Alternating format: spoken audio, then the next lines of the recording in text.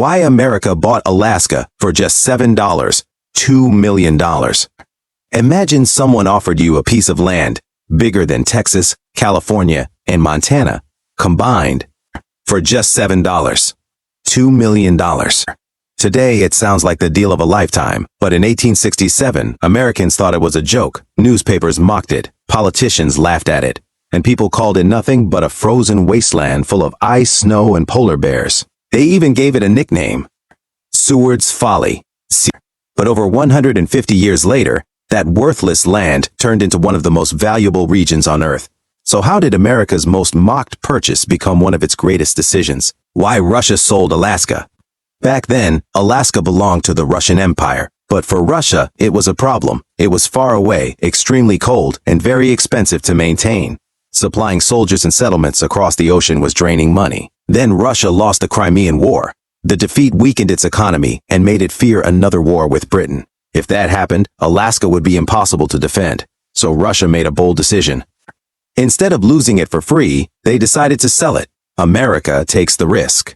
At the time, the United States was expanding fast, and one man saw opportunity where others saw ice. His name was William Seward, the U.S. Secretary of State.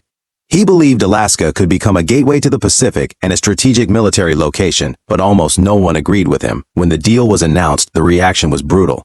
People called it Seward's icebox. They said America had wasted millions on a frozen land with no value. For years, it looked like they were right. The shocking discovery.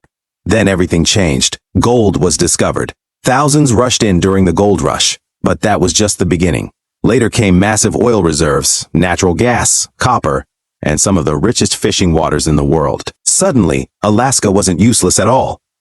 It was incredibly rich. The land everyone laughed at became a treasure chest of natural resources. Why Alaska still matters today. But Alaska's real value wasn't just resources, it was location. During World War II and the Cold War, Alaska became a critical military zone. It sits close to Russia and acts as America's Arctic front line. Even today, it remains one of the most strategic places in the United States. What once looked like a frozen mistake became a global power asset, ending. In 1867, people believed America had wasted $7, $2 million. Today, that same decision is seen as one of the smartest land deals in history. Because sometimes, the biggest opportunities are the ones everyone else laughs at, and Alaska is the perfect example of that.